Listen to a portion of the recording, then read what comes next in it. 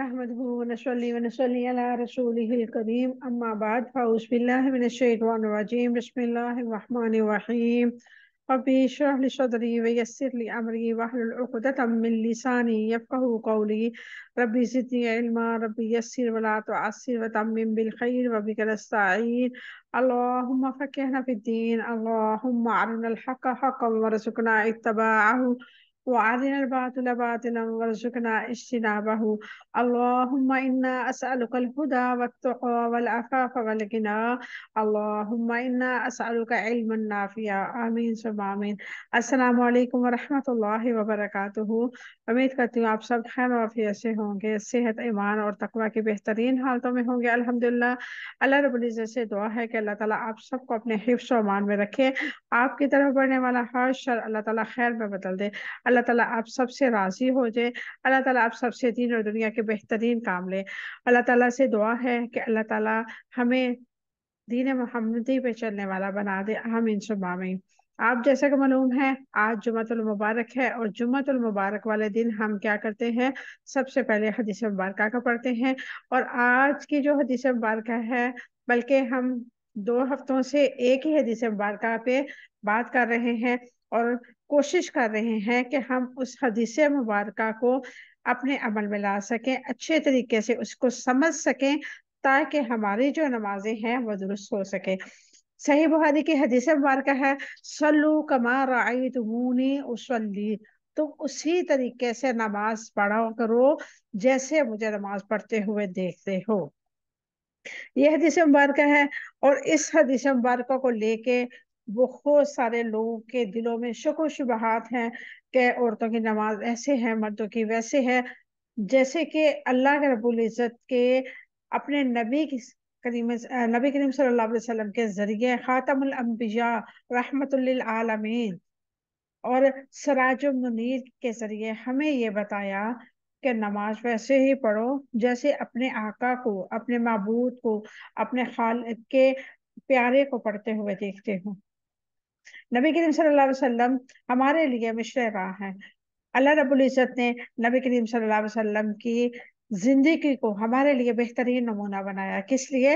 हम उनकी जिंदगी को देखते हुए अपनी जिंदगियों को बेहतर करें, हम अपनी इबादत को बेहतर करें, हम उनकी सुन्नत पे चलते हुए हर वो अमल करें जो अल्लाह के यहाँ मकबूल हो। तो नमाज ऐसा रुकन है जिसके जरिए से हम जो है अपनी नमाज जो ऐसा रुकन है जिसके जरिए अगर हम इसको बेहतर नहीं करते तो हमारी इबादत, हमारी सब कुछ जितनी भी इबादत है वो रायगा जाएंगे जब हमारी नमाज दुरुस्त नहीं होगी। और नमाज ऐसा ऐसा रुकन है जिसके जरिए से हम अपने रब की कुर्बत, अपने रब की तवज्जो, अपने रब की रहमत, अपने रब की मेहरबानी, अपने रब की बरकतें और बहुत सारी नेमतें हासिल कर सकते हैं। और उस नेमतों को, उस रहमतों को, उस बरकतों को हासिल करने के लिए हमें क्या करना होगा? हमें अपनी नमाज को दुरुस्त करना होगा।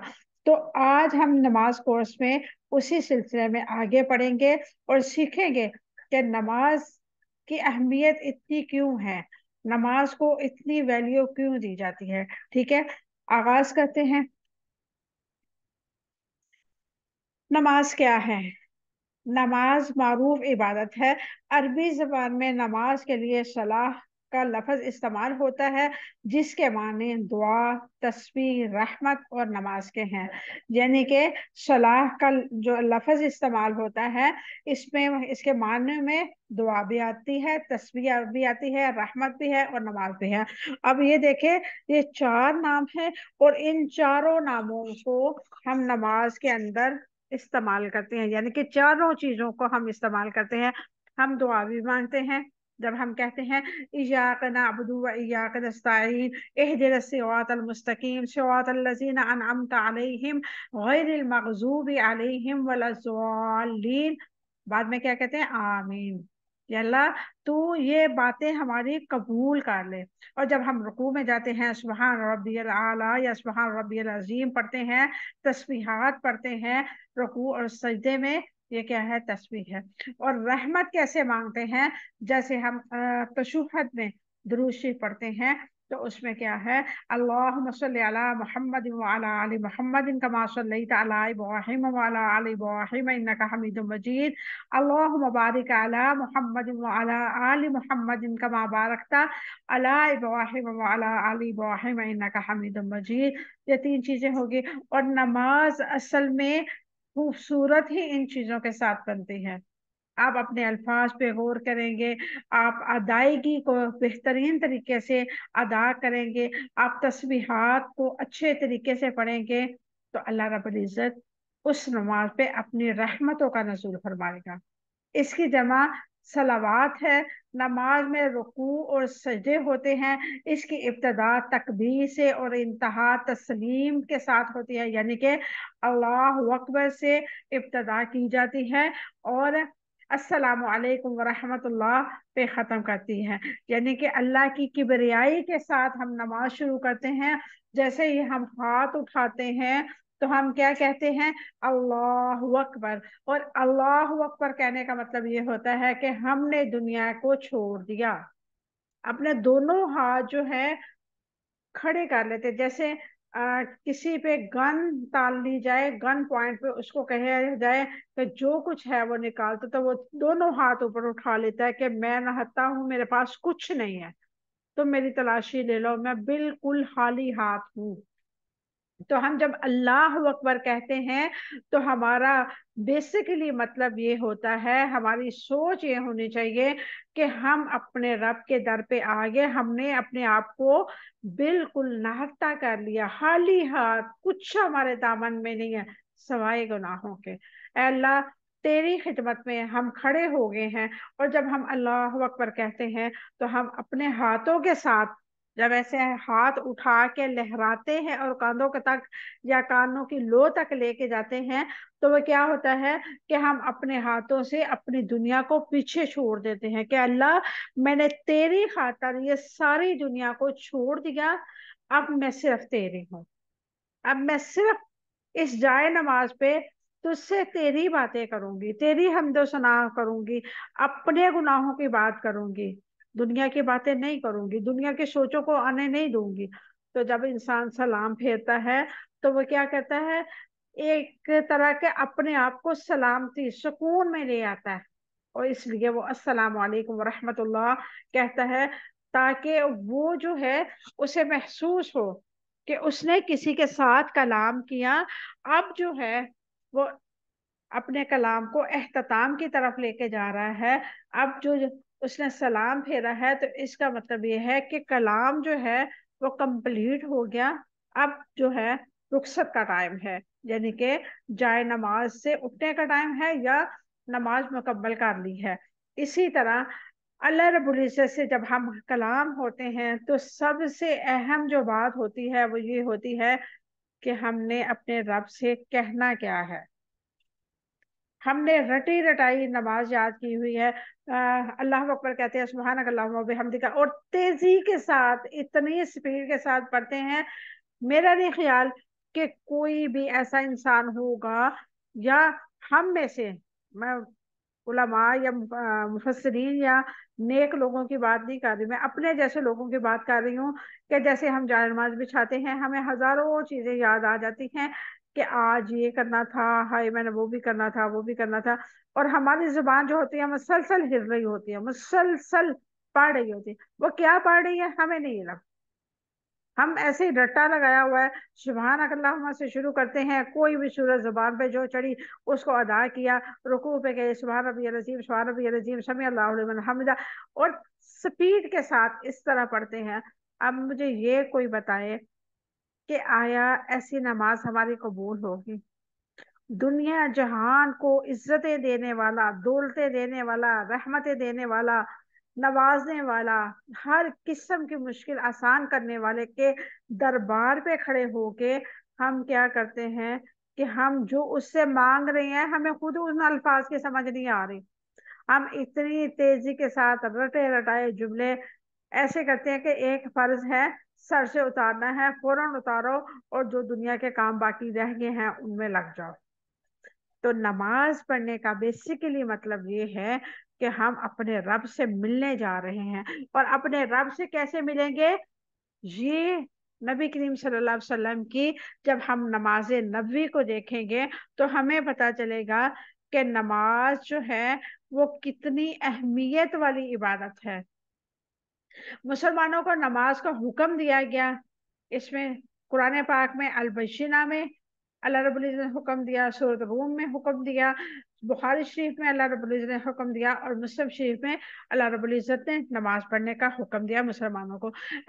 नमाज अहले ईमान के औसाफ में से है। सूरत मोमिनून और सूरत नूर में अल्लाह ताला ने इसको बताया। नमाज क्या है?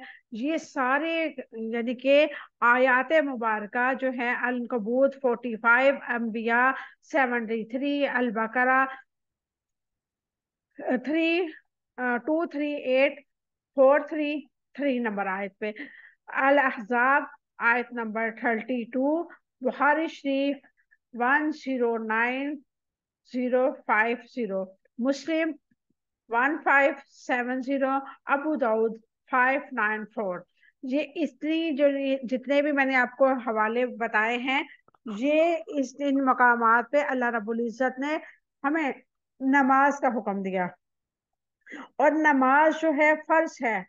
ये नहीं है कि हम बीमार हैं, हम कुछ कर रहे हैं तो हम कहें कि कोई बात नहीं है, नमाज छोड़ देते हैं, बाद में कज़ा पढ़ लेंगे। अक्सर खवातीन क्या करती हैं कि कहीं गई हैं, रास्ते में अगर गुंजाइश निकलती भी है तो क्या कहते हैं, चले कोई बात नहीं, शादी पे आए हैं, फंक्शन पे आए हैं, अब मेकअप किया हुआ है, वजू करेंगे तो मेकअप उतर जाएगा, कोई नहीं, नमाज कज़ा करके पढ़ लेती हैं। नमाज कज़ा का तो सवाल ही पैदा नहीं होता। जो चीज फर्ज है और वो फर्ज उसी टाइम कबूल होगा जब हम वक्त पर पढ़ेंगे। ये बात हमेशा याद रखें। नमाज फर्ज है तो मतलब फर्ज है। हर काम छूट सकता है, नमाज नहीं छोड़ी जा सकती।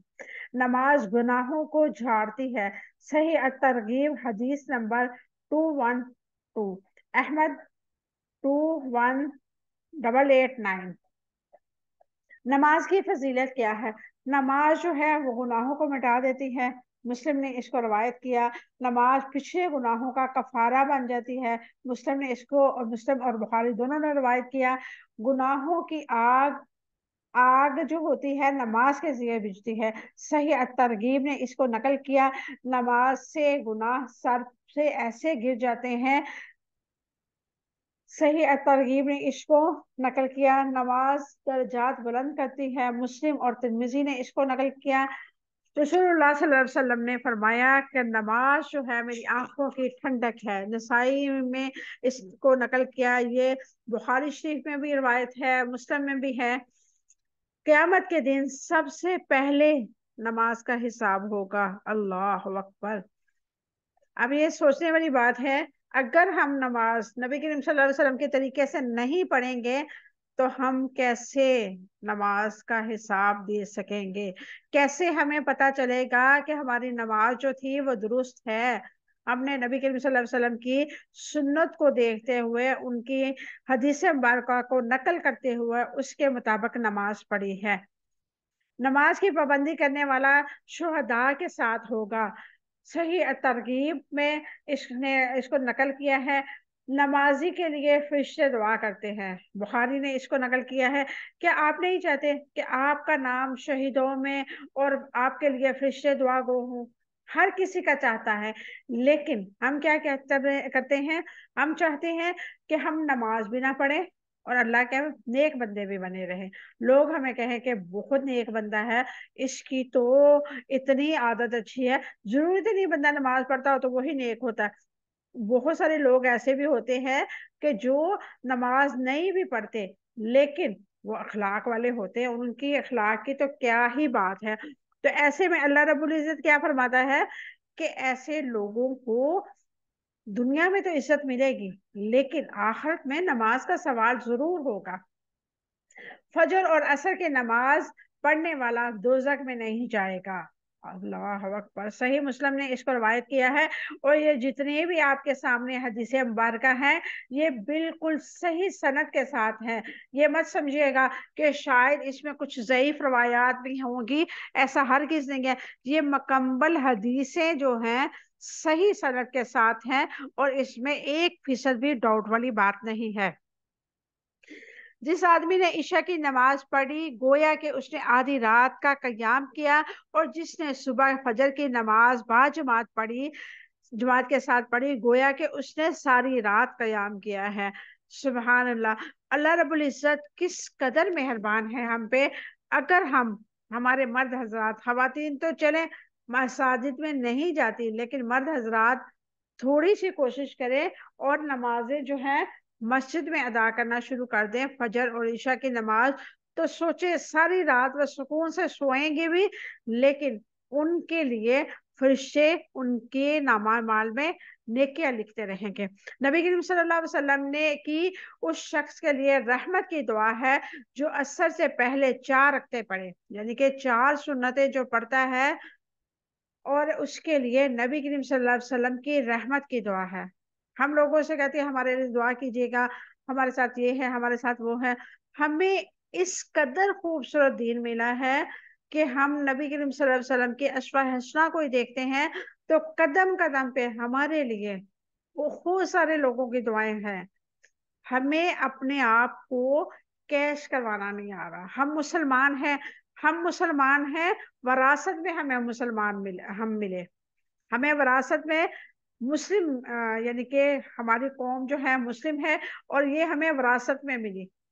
हमने कोशिश नहीं की मुसलमान होने की, और ना ही हम करते हैं। जब हम कोशिश ही नहीं करते अपने आप को मुसलमान बनाने की, तो सोचें हमारे अमाल कैसे कबूल होंगे। नबी करीम सल्लल्लाहु अलैहि वसल्लम की रहमत की दुआ है उस इंसान के लिए जो असर से पहले 4 सुन्नतें पढ़ता है। हमने कभी पढ़ी है? बहुत कम लोग होंगे जो असर से पहले 4 सुन्नतें पढ़ते होंगे। आज सब आप लोगों ने प्रॉमिस करना है अपने साथ, अपने अल्लाह के साथ, आज के बाद आपने कभी भी असर की 4 सुन्नतें नहीं छोड़नी। असर की नमाज तो वैसे भी छोटी सी होती है, 4 रखते होती हैं, तो 4 मजीद पढ़ने में कोई हर्ज वाली बात नहीं है। फजर की नमाज की 2 सुन्नतें पढ़ना दुनिया और में जो कुछ है भी है उसकी तमाम चीजों से बेहतर है। यानी कि फजर की 2 सुन्नतें, 2 रखते, फजर की नमाज फर्ज 2 रखते नहीं है, जो पहले हम 2 सुन्नतें पढ़ते हैं उसके बारे में नबी करीम सल्लल्लाहु अलैहि वसल्लम फरमाया कि इस दुनिया में जो कुछ भी है, तमाम मालो मता, औलाद, सब कुछ, उससे बेहतर क्या है कि फजर की तुम 2 सुन्नतें टाइम पे अदा करो। कोशिश करें फजर की 2 सुन्नतें अदा करें और थोड़ा सा दरमियान में गैप दें, उसके बाद आप फर्ज पढ़ें। जिसने खालिस अल्लाह के लिए 40 दिन जमात के साथ नमाज पढ़ी और तकबीर उला पाता रहा, उसके लिए दोजो और निफाक से निजात लिख दी जाएगी। तिरमिज़ी हदीस नंबर 241। मस्जिद में अपनी नमाज पूरी करके उसका कुछ हिस्सा अपने घरों में पढ़ने से अल्लाह ताला घर में उसकी नमाजों की बरकत से खैर फरमाएगा। यानी कि फर्ज नमाज आप मसाजिद में जाके पढ़े मर्द हजरात, और जो मर्द हजरात हैं फर्ज पढ़ने के बाद जो नफल और सुन्नतें हैं वो घर में आके पढ़े, ताकि आपकी नमाज की बरकत आपके घरों में भी हो, और आपको देखा देखी आपके बच्चे, आपकी फैमिली की औरतें भी नमाज पढ़ें। उन्हें पता हो कि हमारे घर का सरबराह जो है वह नमाज का पाबंद है, उन्होंने हमसे नमाज का सवाल करना है। ऐसे में बच्चों में भी ये रगबत आती है, उनके दिल में भी शौक पैदा होता है कि हम भी नमाज पढ़ें अपने बाप के साथ, अपने बाबा के साथ जाए नमाज बिछा के। तो ऐसे में घर में खैर और बरकत वाली फिजा जो है वो कायम रहती है हमेशा। जो शख्स सुबह की नमाज अदा करता है वो अल्लाह ताला के जिम्मे हो जाता है, यानी कि अल्लाह ताला उसकी हिफाजत का जिम्मेदारी ले लेता है। जो सुबह की नमाज टाइम पे अदा करता है, जो मुसलमान बंदा रोजाना 12 रखते फर्ज नमाज के अलावा नफली या सुन्नतों में अल्लाह ताला के लिए पढ़ता है, तो अल्लाह ताला उसके लिए, अल्लाह ताला जन्नत में घर बनाते हैं। अल्लाह अकबर, सुभान अल्लाह। हमें दीन कितना आसान मिला है, कितना आसान है जन्नत में जाना, लेकिन हम क्या करते हैं, हम कहते हैं नहीं जी फर्ज नमाजें बड़ी मुश्किल से पूरी हो रही है। अब 12 रखते कैसे बनती हैं? फजर की 2, जोहर की 2 और 4 इशा की असर की 4, और मगरिब की 2, और इशा की 2 रखते हैं। तो ये टोटल कितनी बनती है? ये 12 रखते बनती है। जो शख्स 4 रखते जोहर से पहले और 4 रखते जोहर के बाद पाबंदी से पढ़े तो अल्लाह ताला उस पर जहन्नम की आग हराम कर देता है। अबू दाऊद और तिर्मिजी ने इसको, और सही बुखारी ने, इन तीनों ने, सही तरगीब ने, इन तीनों ने इसको रवायत को नकल किया है। यानी कि ये बिल्कुल सही सनद के साथ है कि जो जोहर से पहले यानी कि 4 सुन्नतें और बाद में 2 सुन्नतें 2 नफल पाबंदी के साथ पढ़ता है, उस पे क्या होता है? जहन्नम की आग हराम हो जाती है। अब देखते जाएं दीन कितना आसान है। अल्लाह रब्बुल इज्जत ने कितनी आसानियां रखी हैं हमारे दीन के लिए। हम क्या करते हैं? हम इसकी कदर नहीं करते, बस, और कुछ भी नहीं है। हमें सिर्फ कहते हैं ना कि इंसान को कदर ही तब होती है जब उसके पास वो चीज ना हो या उससे छिन जाए। हमें इस बातों की कदर तब होगी जब रोजे क़यामत या कब्र में हमारा हिसाब लिया जाएगा। फिर हमें होगा, अल्लाह हमने तो ये भी नहीं किया, हमने तो वो भी नहीं किया। जो बंदा भी अल्लाह ताला के लिए सजदा करता है, अल्लाह ताला उसकी वजह से उस एक नेकी लिख देता है और एक गुनाह माफ कर देता है और एक दर्जा बुलंद कर देता है। सही अत-तरगीब हदीस नंबर 386। फर्ज 4 फर्ज नमाजें कौन सी हैं? 5 फर्ज नमाजें कौन सी हैं? फजर, जोहर, असर, मगरिब और इशा। नमाजों में रक्तों की तादाद क्या है? फजर में 2 सुन्नतें मुअक्किदा और 2 फर्ज। जोहर में 4 सुन्नतें मुअक्किदा। मुअक्किदा उसको कहते हैं जो नबी करीम सल्लल्लाहु अलैहि वसल्लम से साबित है और नबी करीम सल्लल्लाहु अलैहि वसल्लम ने मुसलसल उसको अदा किया, छोड़ी नहीं है। 4 फर्ज, 2 या 4 सुन्नतें मुअक्किदा, 2 2 करके पढ़ ले या 4 इकट्ठी पढ़ ले। असर में 4 सुन्नतें और 4 फर्ज। मगरिब में 3 फर्ज, 2 सुन्नतें मुअक्किदा। इशा में 4 फर्ज, 2 सुन्नतें मुअक्किदा और वितर। 3 वितर होते हैं, 3 पढ़ लें, 1 पढ़ लें, अल्लाह ताला कबूल करने वाला है। सुनन मुअक्किदा से क्या मुराद है? सुनन मुअक्किदा को सुनन रवातब कहते हैं, यानी कि नबी करीम सल्लल्लाहु अलैहि वसल्लम से मंसूब हो और नबी करीम सल्लल्लाहु अलैहि वसल्लम ने उनको हमेशा अदा किया हो। फजर नमाज की अदायगी में क्या खुसूसी तरीका कार मिलता है? तवील नहीं पढ़नी चाहिए क्या?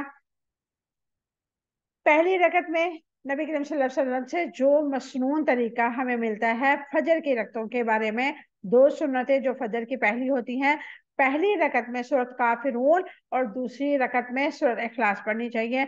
इसको मुस्लिम ने रवायत किया है।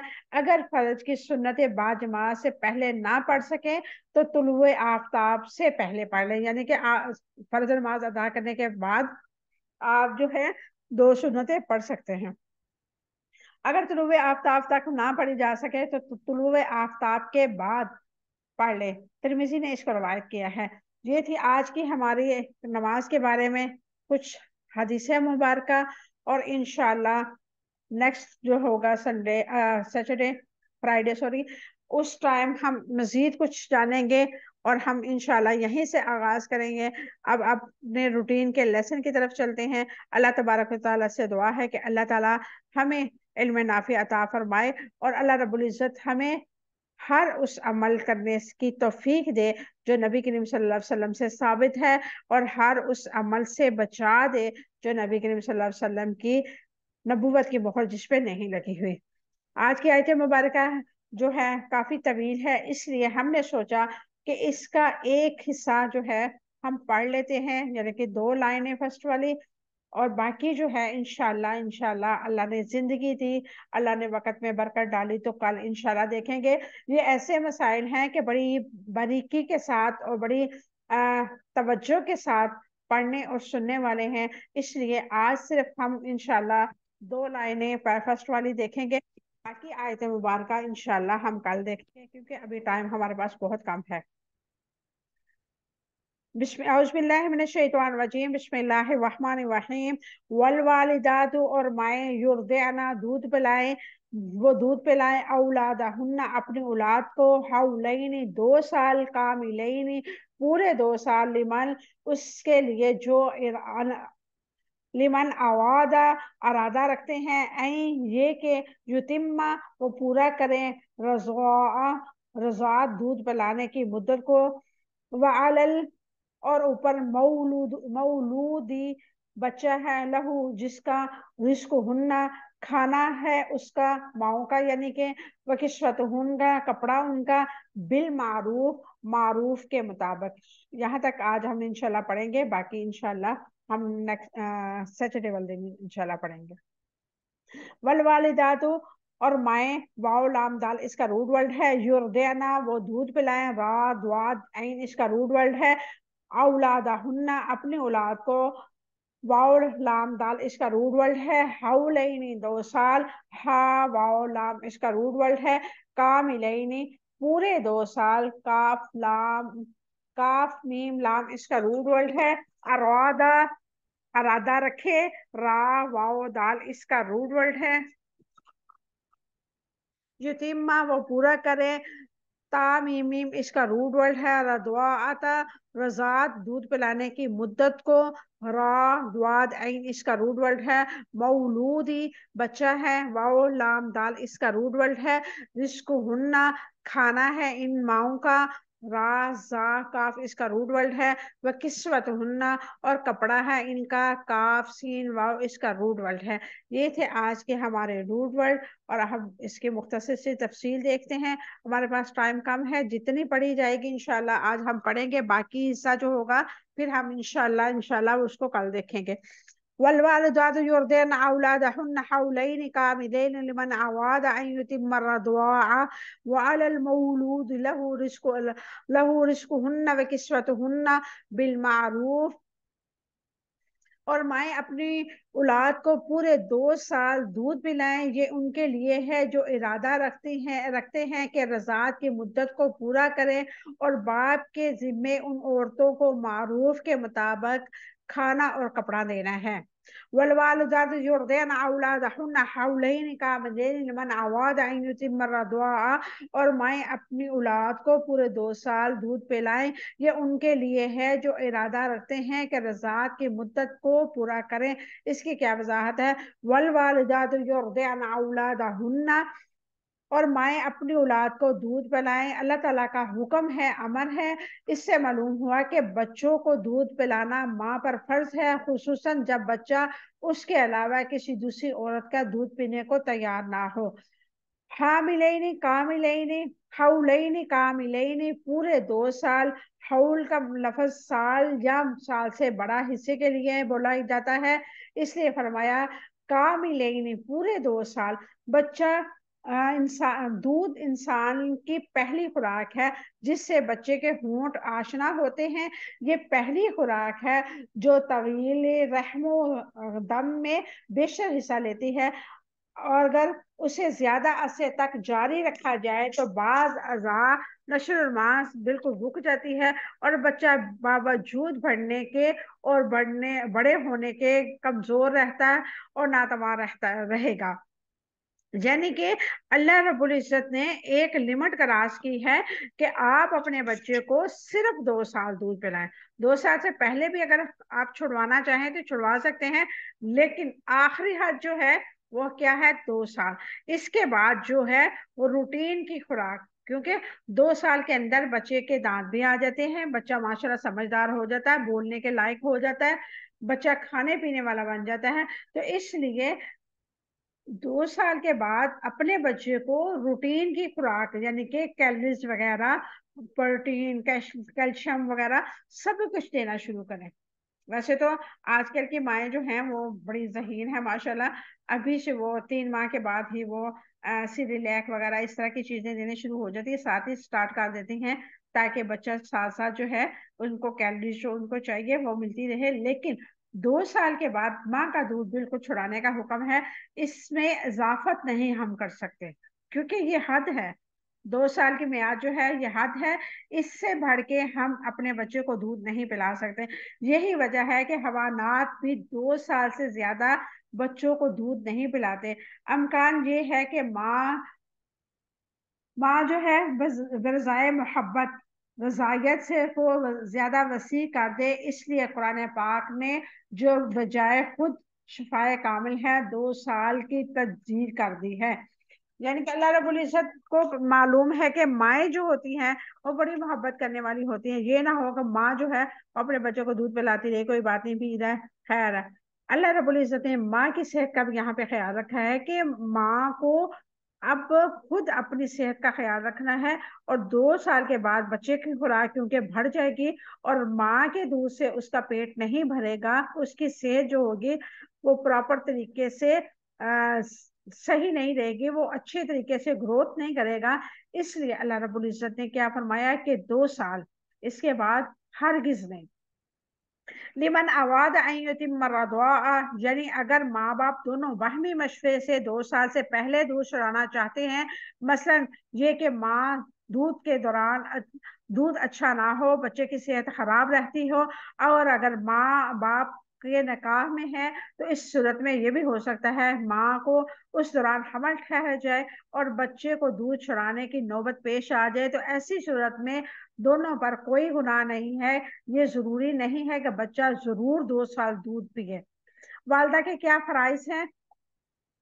पूरे 2 साल दूध पिलाएं, बच्चे की सेहत और नफ्सियात के लिहाज रखे, बच्चे की सही नशो नुमा के लिए ममता वाली गोद से महरूम बच्चे को ना करें। रजात से क्या मुराद है? बच्चे को उसकी माँ के अलावा कोई और दूध पिलाना रजात है। रजात क्या क्या हुक्म है? रजात की मुद्दत भी 2 साल है। 2 साल के बाद रजात मोतबर नहीं है। अल्लाह रब्बुल इज्जत ने इरशाद फरमाया, वहम्मल वहमालुहु वफिसालुहु सलासून शहरा, उसके हमल का और उसके दूध चुराने का जमाना 3 माह का है। इन दोनों नुस्खा से ये मसला अखज होता है कि हमल कम से कम जो मुद्दत है वो 6 माह है। इस मुद्दत में बच्चे की पैदाइश मुमकिन नहीं है। और जो 2 साल से कम दूध पिलाना चाहे उसके लिए गुंजाइश है। रज़ाअत की मुद्दत की तकमील जरूरी नहीं है, इसलिए बच्चे को पहले दूध छुड़वाया जा सकता है। रज़ाअत की मुद्दत के अंदर कोई बच्चा किसी औरत का इस तरीके से दूध पी ले जब उसे जिससे रज़ाअत साबित हो जाए तो उसके दरमियान रज़ाअत का रिश्ता कायम हो जाता है। नबी करीम सल्लल्लाहु अलैहि वसल्लम ने फरमाया इसकी रज़ाअत की हुर्मत साबित होगी और जो अंतलियां भर दी और दूध छुड़ाने से पहले हो। यानी कि अब 2 बहनें हैं और 2 बहनों की औलाद जो है इकट्ठी पैदा हुई है। दोनों बच्चे जो हैं, अगर एक बच्चा दूसरी यानी अपनी खाला का दूध पी लेता है या अपने फुफ्फो का या कोई भी रिश्ता है और उसका दूध पी लेता है तो वो उसका रसात का औलाद बन जाए और उसकी उस औरत के बच्चे जो होंगे उसके रजाई बहन भाई कहलाएंगे। वो जो बच्चा होगा, यानी कि ये समझ ले, आसान लफ्जों में मैं समझाऊं, बच्चे की वल्दियत में नाम तो अपने माँ बाप का रहेगा लेकिन वो उनकी फैमिली में चला जाएगा। बच्चा उनका भी बहन भाई सका बन जाएगा। उनके साथ भी उसका उनकी किसी बच्ची के साथ उसका निकाह नहीं हो सकता। अपने बहन भाई तो है ही उसके सके, लेकिन रज़ात के रिश्ते में भी इंशाल्लाह हम आगे पढ़ेंगे भी, रज़ात का रिश्ता ऐसा होता है कि यहाँ पे निकाह करना जायज नहीं होता। वालल वालिदी मिस्लु वालल मौलूद लहु रिस्कुहुन्ना व किस्वतुहुन्ना बिल मारूफ, उसके बाप के जिम्मे है उन औरतों को मारूफ तरीके से कपड़ा और खाना देना। इसकी वजाहत करें। वालल मौलूद लहु, और बच्चे के बाप पर हर रिस्कुहुन्ना व किस्वतुहुन्ना, औरत को मारूफ तरीके से खाना और कपड़ा देना। उसके हुक्म से दूध पिलाने वाली औरत का हक है जो निकाह में हो या तलाक याफ्ता हो, दोनों के लिए है। बच्चे का बाप दूध पिलाने वाली माँ को नान नफका और लिबास उस पर वाजिब है। यानी कि जो औरत दूध पिला रही है बेशक उसकी बीवी है या तलाक ले चुकी है, मर्द की जिम्मेदारी है उसका लिबास भी और उसकी खुराक भी। ये दूध पिलाने वाले की उजरत है। बिल मारूफ, मारूफ तरीके से, बाप हस्बे तफीक, यानी कि जितना उसकी वुसत है उस वुसत के मुताबिक अपनी